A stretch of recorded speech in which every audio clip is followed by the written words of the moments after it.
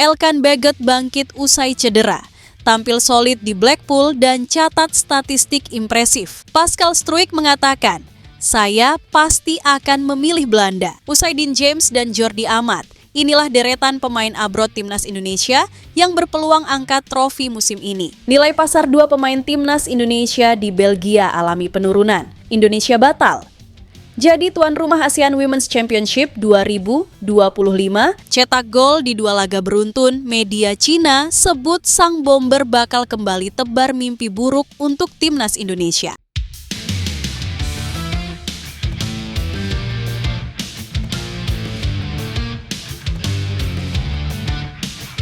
Elkan Baggett bangkit usai cedera, tampil solid di Blackpool dan catat statistik impresif.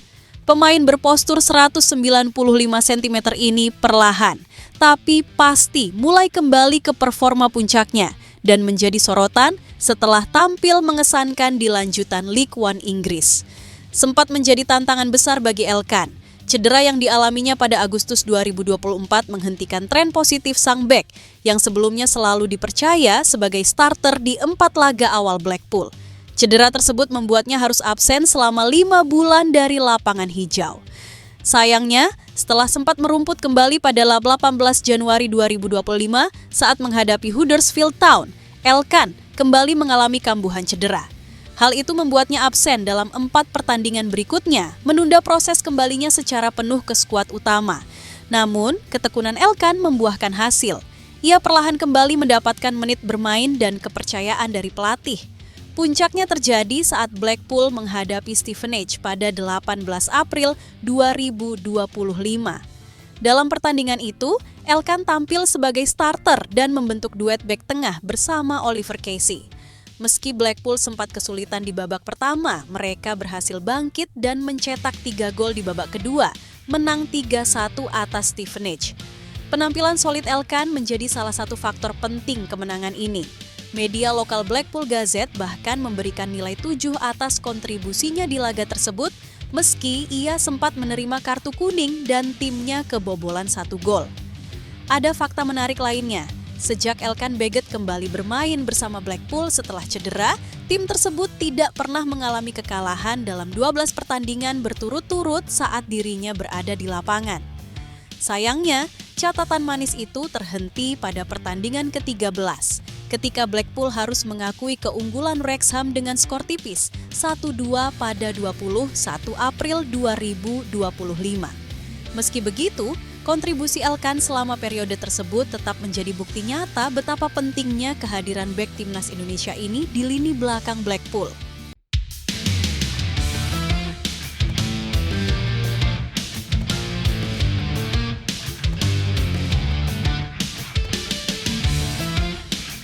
Pascal Struijk mengatakan, "Saya pasti akan memilih Belanda." Timnas Indonesia tampaknya harus siap-siap gigit jari dalam usahanya menaturalisasi Pascal Struijk. Pasalnya, pemain Leeds United itu lebih memilih untuk membela Timnas Belanda. Pengakuan ini disampaikan oleh Pascal Struijk pada 2022 lalu saat membahas negara mana yang akan dibelanya di level internasional. Pemain berusia 25 tahun itu tercatat bisa membela 3 negara, yakni Belanda yang jadi kewarganegaraannya saat ini, Belgia yang jadi tempat kelahirannya, dan Indonesia. Saya harus mengakui bahwa terkadang saya merasa sebagai orang Indonesia dan terkadang tidak, kata Pascal Struijk, dikutip dari Knak. Meski terkadang merasa sebagai orang Indonesia, Pascal Struijk nyatanya tak pernah memikirkan tim merah putih sebagai tim yang dibelanya di kancah internasional. Pilihan pemain yang berposisi sebagai bek itu untuk bermain di kancah internasional hanya berpusat pada 2 negara saja, yakni Belanda dan Belgia. Namun dari pilihan-pilihan itu, Pascal Struijk mengaku bahwa dirinya lebih condong membela The Orange ketimbang Belgia maupun Indonesia. Pascal Struijk mengaku punya alasan kuat mengapa dirinya memilih membela Belanda ketimbang Belgia maupun Timnas Indonesia. Alasan pertama adalah dirinya tumbuh dan besar di negeri kincir angin itu. Bahkan, dirinya juga pernah membela Timnas Belanda U17 pada 2016 silam. Lalu, alasan kedua, mengapa dirinya memilih Belanda adalah karena tim berjuluk The Orange itu menjadi tim pertama yang memanggilnya. Saya juga langsung menyatakan bahwa saya pasti akan memilih Belanda dan bukan Belgia, meskipun saya tidak masuk dalam pilihan akhir, skuad. Ujar Pascal Struijk kepada Voetbalzone. Pascal Struijk pun tampak mantap dengan pilihannya membela Belanda dan akan mengabaikan Belgia yang sebelumnya sempat menjadi pilihannya. Ketika Belgia datang pada awalnya, itu sangat baru dan menarik, dan saya benar-benar ingin melihat apa yang bisa saya lakukan dengannya. Sekarang, saya telah membuat pilihan yang jelas, pungkasnya. Sekadar informasi, Pascal Struijk sempat mengajukan paspor Belgia saat pandemi COVID-19 agar bisa dipanggil ke timnas Belgia. Namun timnas Belgia tak pernah meliriknya sejak saat itu dan membuat Pascal Struijk mantap untuk membela Belanda yang telah memanggilnya meski ke preliminary squad. Saya tidak tahu apa yang saya inginkan waktu itu, mengajukan paspor Belgia. Saya mempertimbangkan semua opsi saat itu, tapi Belanda pilihan utama saya, tandasnya dikutip dari Gazet van Antwerpen.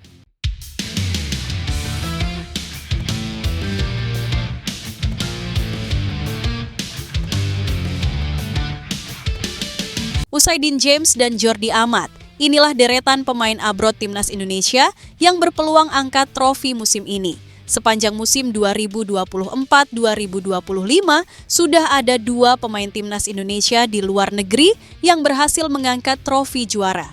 Nama pertama adalah bek tengah Jordi Amat. Jordi Amat berhasil mengangkat trofi Liga Super Malaysia bersama Johor Darul Takzim. Selain itu, bek berusia 33 tahun tersebut berpeluang menambah trofi andai Johor Darul Takzim memenangkan laga final Piala Malaysia lawan Pahang pada 26 April 2025. Pemain kedua adalah Dean James di klub Go Ahead Eagles. Dean James merasakan gelar juara usai Go Ahead Eagles meraih trofi perdananya pada musim ini, yakni KNVB Beker, Piala Belanda. Hal itu dipastikan setelah Go Ahead Eagles menang melawan AZ Alkmaar pada laga final KNVB Beker di De Kuip Stadium Rotterdam. Dalam laga itu, kedua tim bermain imbang 1-1 pada waktu normal. Go Ahead Eagles akhirnya menang melalui adu tendangan penalti dengan skor 4-2. Klub papan atas Liga Belanda itu berhak atas trofi pertamanya di pentas bernama lain KNVB Beker. Sayang, Dean James absen di partai final karena mengalami cedera hamstring. Meski begitu, dirinya tidak pernah absen sebagai starter dari laga pertama sampai semifinal KNVB Beker. Sejumlah pemain timnas Indonesia juga ikut berpeluang menambah trofi pada musim ini. Ada 3 nama yang berpeluang membawa pulang trofi, yaitu Pratama Arhan, Sandy Walsh, dan Kevin Dix. Pratama Arhan bersama Bangkok United masih memainkan laga pekan terakhir Thai League 1 2024-2025 menjamu Prachuap pada 30 April 2025. Bangkok United menduduki peringkat kedua klasmen sementara Thai League 1 dengan 66 poin. Pratama Arhan dan kolega masih terpaut 1 poin dari Buriram United. Pada pekan terakhir, Buriram juga menantang Nongbua Pichaya di hari yang sama, sementara Sandy Walsh berpeluang meraih trofi juara AFC Champions League Elite 2024-2025. Klub Sandy Walsh, Yokohama F. Marinos bakal bertarung menghadapi Al Nassr pada 27 April di babak perempat final. Al Nassr adalah klub yang diperkuat oleh Cristiano Ronaldo. Sementara nama terakhir adalah Kevin Dix. Kevin Dix berpeluang menutup petualangannya di FC Copenhagen dengan 2 gelar juara, double winners. Saat ini, Copenhagen masih berpeluang memenangi trofi juara Danish Superliga 2024-2025. Copenhagen masih menduduki peringkat kedua klasemen sementara. Di ajang Piala Denmark, Danish Cup, FC Copenhagen bakal menantang Viborg di babak semifinal pada 30 April, tandang, dan 7 Mei, kandang. Sayang, Kevin Dix menutup musim lebih cepat usai mengalami cedera, dan ini adalah tahun terakhirnya di ibu kota Denmark sebelum hijrah ke Borussia Mönchengladbach di Jerman.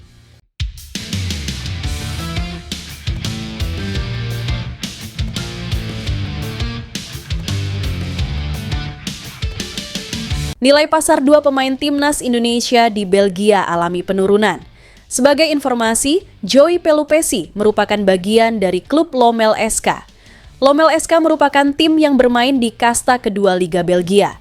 Joey musim ini tampil sebanyak 12 kali dengan torehan 1 assist.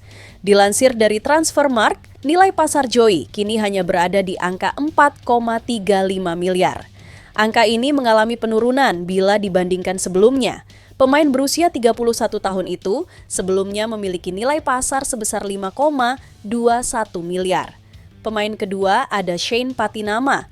Sama dengan Joey, Shane Patinama juga bermain di kasta kedua Liga Belgia. Tepatnya, Shane Patinama menjadi bagian dari klub Kasyupen. Pemain berusia 26 tahun itu tercatat tampil sebanyak 16 kali di musim ini. Namun, kabar buruk datang dari Shane menjelang musim berakhir. Pemain berposisi sebagai bek kiri itu mulai kehilangan posisinya. Shane bahkan sudah tak mendapat kesempatan bermain pada 5 laga terakhir Kasyupen. Sementara itu, nilai pasar Shane Patinama kini turun ke angka 4,35 miliar. Shane sebelumnya memiliki nilai pasar sebesar 5,21 miliar.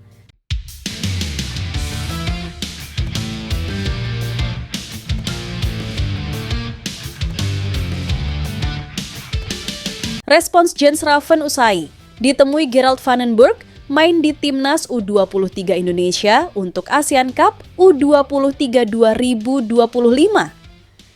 Hal itu ia bagikan melalui Instagram story-nya pada Rabu, 23 April 2025 malam. Nice meeting with Gerald van den Berg. Pertemuan yang menyenangkan dengan Gerald van den Berg. Tulis Jens Raven. Jens Raven sebelumnya baru memperkuat Timnas U20 dan U19 Indonesia. Pemain 19 tahun itu kemungkinan menjadi pemain yang dipanggil untuk Timnas U23 Indonesia. Timnas U23 Indonesia akan menghadapi ASEAN Cup U23 2025 pada 15 hingga 31 Juli 2025. Indonesia ditunjuk sebagai tuan rumah. Dua stadion yang dipilih PSSI untuk turnamen tersebut ialah Stadion Patriot Candrabaga, Bekasi, Jawa Barat, dan Stadion Utama Gelora Bung Karno, Senayan, Jakarta. Undian grup akan digelar pada 30 Mei 2025. Jens Raven juga memiliki peluang untuk memperkuat Timnas Indonesia di putaran ketiga kualifikasi Piala Dunia 2026 zona Asia. Timnas Indonesia akan menghadapi 2 pertandingan terakhir di grup C. Tim besutan Patrick Kluivert itu akan menjamu Cina pada 5 Juni 2025. Setelah itu, Timnas Indonesia bertandang ke markas Jepang pada 10 Juni 2025.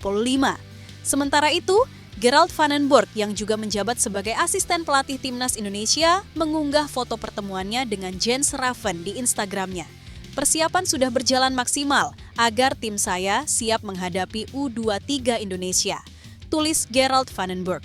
Tapi, pertama-tama kami punya pekerjaan lain yang harus dilakukan, yaitu pertandingan bersama tim utama melawan Cina dan Jepang.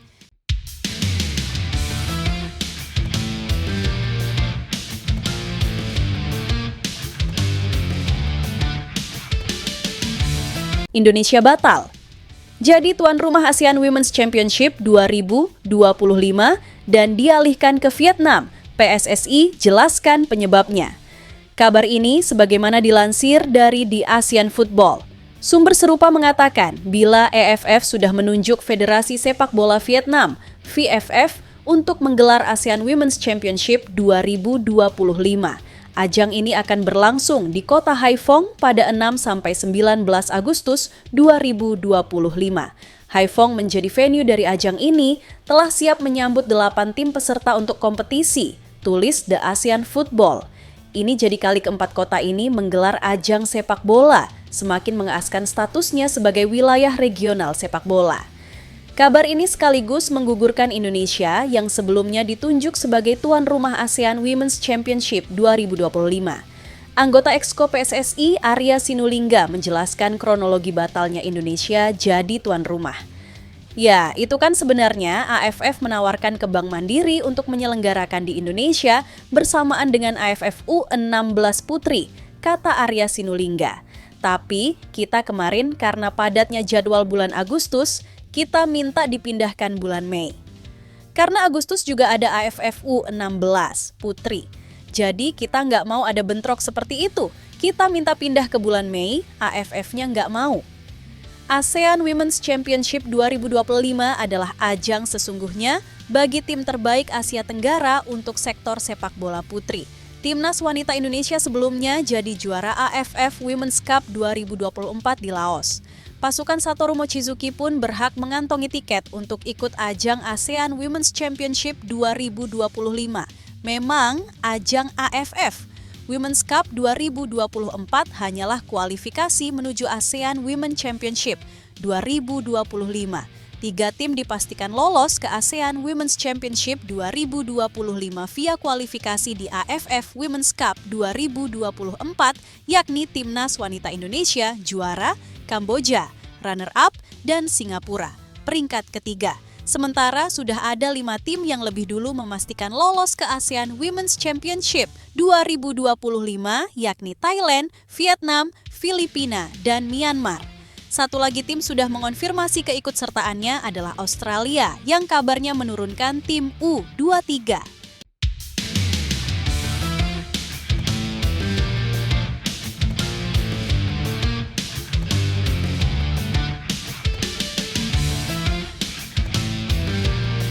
Cetak gol di 2 laga beruntun, media Cina sebut sang bomber bakal kembali tebar mimpi buruk untuk timnas Indonesia. Salah satu nama yang diperhatikan oleh 163 oleh Zhang Yuning. Zhang Yuning bukan nama yang asing bagi publik Indonesia. Pasalnya, penyerang 28 tahun tersebut jadi pahlawan kemenangan Cina atas timnas Indonesia di laga keempat ronde ketiga kualifikasi Piala Dunia 2026 zona Asia di Qingdao 15 Oktober 2024. Usai mencetak 2 gol ke timnas Indonesia dan Bahrain, Zhang Yuning menghilang dari peredaran. Dirinya belum pernah mencetak gol lagi di semua kompetisi. Kebangkitannya baru terjadi pada 2 laga terakhirnya di Liga Super Cina. Zhang Yuning berhasil mencetak 2 gol dan 1 assist dalam 2 laga terakhir. Catatannya tersebut jadi sinyal bahaya bagi lini pertahanan timnas Indonesia. Kehadiran Zhang Yuning jadi kabar menyenangkan bagi media asal Cina 163. 163 menyebut bahwa kehadirannya dapat membantu Cina lolos ke babak kualifikasi Piala Dunia 2026 zona Asia lawan timnas Indonesia dan Cina. Kekuatan fisiknya patut diwaspadai oleh skuad timnas Indonesia. 1 gol dan 1 assist, mencetak gol dalam pertandingan berturut-turut. Striker Goan yang berusia 28 tahun itu sedang dalam performa terbaiknya dan bisa membantu timnas di kualifikasi Piala Dunia di masa mendatang. Tulis 163. Teknik penempatannya juga dipuji oleh pelatih kenamaan Italia, Lippi.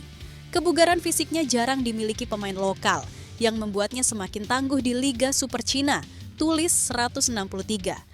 Meski begitu, penyerang bertinggi 186 cm tersebut juga punya kendala dalam karirnya. Pasalnya, masa depan sang pemain belum aman bersama Beijing Guoan dalam 2 musim terakhir. Faktor cedera dan taktik pelatih Beijing Guoan yang mengandalkan pemain asing jadi sebab tersingkirnya Zhang Yuning dari 11 pemain pertama. Namun, Zhang Yuning bisa kembali tajam bersama klubnya saat ini. Pasalnya, sang pemain kini dilatih oleh ex-pelatih FC Barcelona, Quique Setien. Quique Setien mampu menyulap lini depan Beijing Guoan dan mencetak 10 gol dalam 2 laga.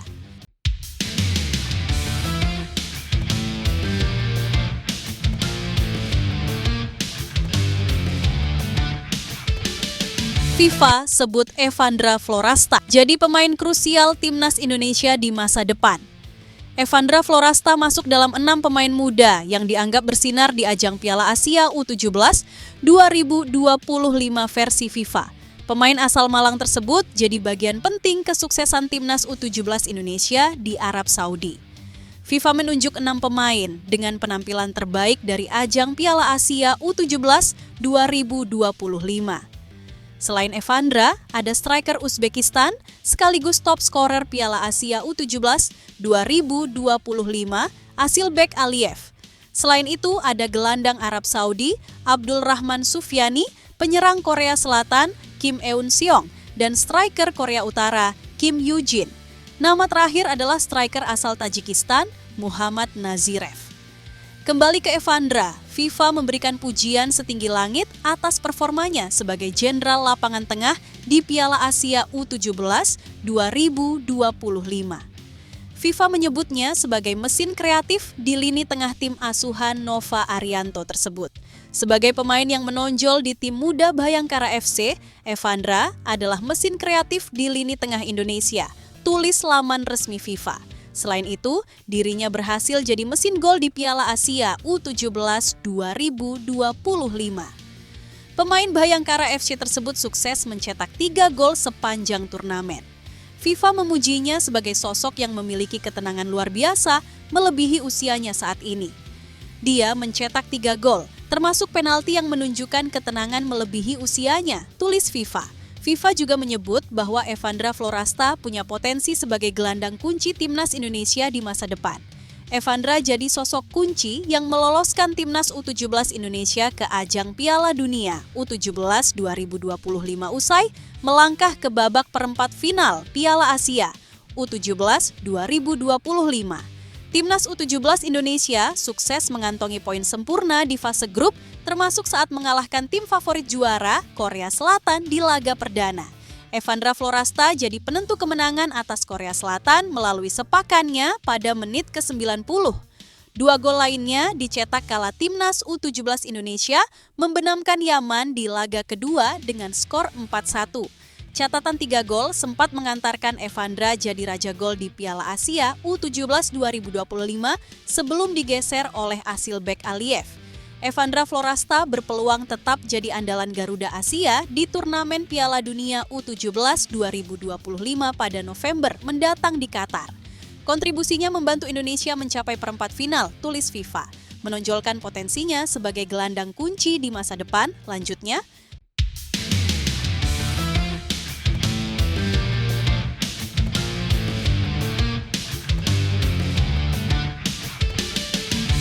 momen lucu saat staf pelatih timnas Indonesia pantau pemain Malut United, satu sosok tak berhenti lari. Pelatih timnas Indonesia sempat melakukan pemantauan langsung ke Liga 1 2024-2025 untuk menentukan kerangka tim. Alex Pastur dan Denny Lanzaat ditugaskan untuk langsung melihat pertandingan Malut United melawan Borneo FC. Tentu saja 2 pemain andalan timnas, yakni Yakob Sayuri dan Yance Sayuri masih dalam radar mereka. Selain itu, diharapkan ada nama baru yang bisa dibawa ke timnas. Pelatih Malut United, Imran Nahumaruri, menjelaskan bahwa Safruddin Tahar jadi salah satu sosok yang menarik perhatian Alex Pastur. Menariknya, Pastur sempat salah paham karena Safruddin dianggap pemain asing. Ini jadi salah satu momen saat pelatih timnas melakukan pemantauan pemain di lapangan. Waktu kita terakhir lawan Borneo justru yang dibilang oleh Alex Pastur Safruddin Tahar. Itu pemain kamu asing apa lokal, kata Imran Nahumaruri. Selanjutnya ada Yakob Sayuri yang mencuri perhatian staf pelatih timnas saat itu. Namun karena grogi terlihat bahwa Yakob terlalu bersemangat dan tidak berhenti berlari, ini yang membuat tim pelatih Malut memberikan instruksi tambahan kepada pemainnya agar lebih bisa tenang. Mereka masih bisa memberikan penampilan apik tanpa melakukan hal berlebihan.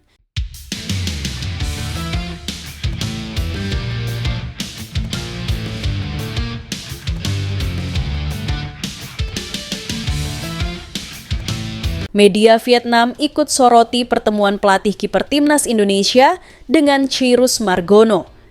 Media Vietnam ikut menyoroti unggahan pelatih kiper timnas Indonesia, Sjoerd Woudenberg, dengan salah satu penjaga gawang keturunan tanah air, Cyrus Margono. Mereka membahas soal kemungkinan Cyrus Margono bergabung ke timnas Indonesia untuk tampil di Piala AFF U23 2025. Dilaporkan bahwa pelatih kiper tim nasional Indonesia, Sjoerd Woudenberg, terbang langsung ke Kosovo untuk memantau situasi kiper Cyrus Margono, tulis salah satu media Vietnam, soha.tvn. Diketahui Indonesia tengah mengincar Cyrus Margono untuk posisi penjaga gawang di timnas U23 yang akan berlaga di ajang AFF U23 Juli mendatang, lanjut mereka. Cyrus Margono pun mengaku sangat gembira bisa bertemu dengan pelatih kiper timnas Indonesia, imbuh media tersebut. Pemain berdarah campuran Amerika dan Indonesia ini pun gembira bisa dipanggil ke tim Indonesia untuk berlaga di turnamen-turnamen mendatang, tukas mereka. Seperti diketahui, media sosial sempat ramai membahas unggahan Sjoerd Woudenberg di media sosial Instagram. Sang pelatih kiper timnas Indonesia mengunggah foto bersama Cyrus Margono yang pada saat ini bermain di klub Liga Kosovo, KF Dukakjini. Sebelum memantau langsung Cyrus Margono, Sjoerd Woudenberg juga datang langsung untuk melihat pertandingan Emil Audero di Liga Italia. Ex-pelatih kiper Dewa United itu membeberkan bahwa dirinya hanya memantau para kiper yang tersedia untuk skuad Garuda. Sebagai pelatih kiper, itu adalah tugas saya untuk memantau setiap kemungkinan untuk Timnas Indonesia dan PSSI, kata Woudenberg. Hari ini saya menjalani sesi yang sangat baik dengan Cyrus Margono. Mari lihat apa yang akan terjadi di masa depan. Tukas Woudenberg. Skuad Garuda Muda, julukan Timnas Indonesia U23 dipastikan masuk pot 1 drawing Piala AFF U23 2025. Alasannya, pertama adalah karena pasukan Gerard Vandenburg berstatus sebagai tuan rumah. Kedua, karena pada Piala AFF U23 2023 kemarin, Timnas Indonesia U23 yang kala itu ditangani Shin Tae-yong finish runner-up.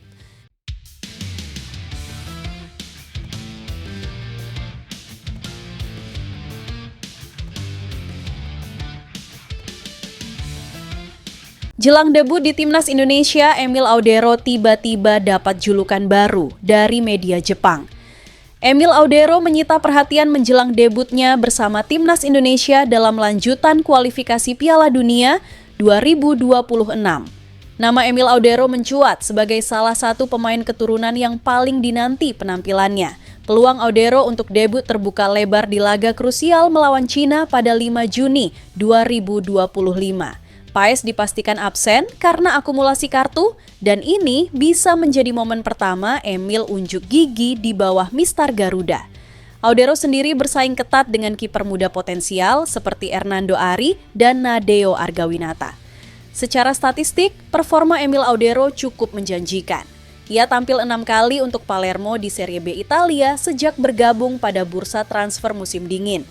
Dari 9 laga tersebut, Audero mencatat 2 clean sheet dan membantu Palermo naik ke urutan ke-7 klasemen Serie B, termasuk zona playoff promosi. Pengalaman Audero di Serie A bersama Juventus, Sampdoria, dan Inter Milan membuat publik yakin dirinya bisa jadi pilar tangguh untuk pertahanan Indonesia. Menariknya, perhatian terhadap Emil Audero tidak hanya datang dari dalam negeri. Media Jepang pun ikut menyoroti kiprah sang kiper jelang debutnya bersama Timnas Indonesia. Dalam sebuah artikel yang dirilis docomo.ne.jp, media tersebut menuliskan, kiper Timnas Indonesia Emil Audero yang kini bermain untuk Palermo di Serie B Italia semakin santer disebut-sebut akan menjalani debutnya dalam laga kualifikasi Piala Dunia 2026. Tak hanya itu, mereka juga memberikan pujian yang cukup tinggi untuk Audero. Sebagai kiper keturunan Italia-Indonesia, Audero disebut sebagai salah satu penjaga gawang terbaik di Asia berdasarkan rekam jejak kariernya. Julukan penjaga gawang terbaik di Asia dari media Jepang jelas menjadi dorongan moral besar bagi Emil Audero dan publik Indonesia. Apalagi, Timnas kini tengah berjuang di grup C kualifikasi Piala Dunia 2026, berada di peringkat keempat dengan 9 poin.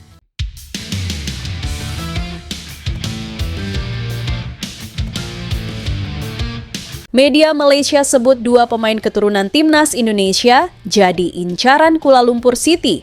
Menurut sumber, pasukan KL City sedang menyusun rencana besar untuk musim baru. Bunyi tulisan media Malaysia, Harian Metro. Mereka sedang giat merekrut 2 pemain berdarah keturunan Indonesia, ungkap media tersebut. Sumber yang sama menyebut kualitas menjadi alawan utama KL City tertarik untuk mengincar pemain keturunan Timnas Indonesia. Para pemain ini diyakini bisa membantu tim untuk tampil lebih baik musim depan. Yang pasti, pemain tersebut bukan cuma untuk daya tarik, tetapi juga punya kualitas dan bisa membantu KL City, tulis laporan tersebut. Selain kualitas, daya tarik agar para penonton datang ke stadion juga jadi salah satu alasan utama. Banyaknya supporter Timnas Indonesia yang bekerja di Malaysia diyakini bakal lebih tertarik untuk datang ke stadion menyaksikan pertandingan dengan kehadiran penggawa skuad Garuda. Di Kuala Lumpur ini banyak supporter Timnas Indonesia yang mencari rezeki. Jadi, kehadiran dua pemain timnas Indonesia itu diyakini dapat menarik kehadiran penonton di stadion. Tutup harian Metro. Fans timnas Indonesia memberikan respons menohok soal kabar ketertarikan KLCity untuk mendatangkan dua pemain keturunan timnas Indonesia. Terlebih ketika mengetahui salah satu alasannya adalah menarik penonton untuk lebih banyak datang ke stadion. Jangan rekrut pemain Indonesia untuk semata agar full stadium dengan alasan banyak warga Indonesia di Kuala Lumpur, tulis salah satu netizen Indonesia.